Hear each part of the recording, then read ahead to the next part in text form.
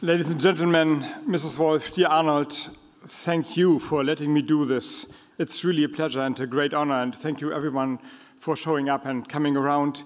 And before I deliver a formal speech, which the occasion demands, let me start with a brief anecdote just happening 5 minutes ago when we were standing and gathering for this occasion. We were standing there, Arnold Schwarzenegger, Mrs. Wolf and me, and we discussed how we are doing things on stage. And Arnold said, well, Mrs. Wolf, you decide, you are the boss.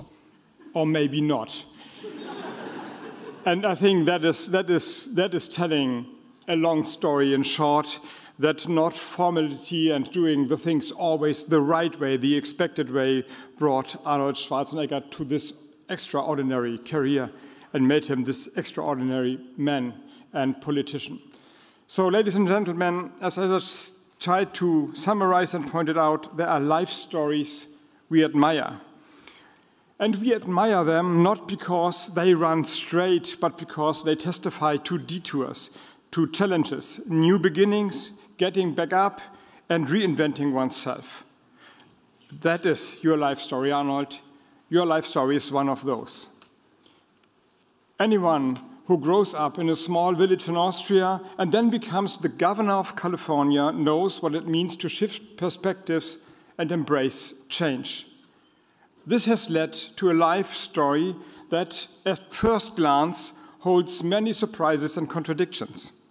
As governor, as one of the largest economies of the world, which California is, you cannot connect economic growth and environmental protection. You especially focused on and successfully pushed forward renewable energies and lowering car exhaust fumes.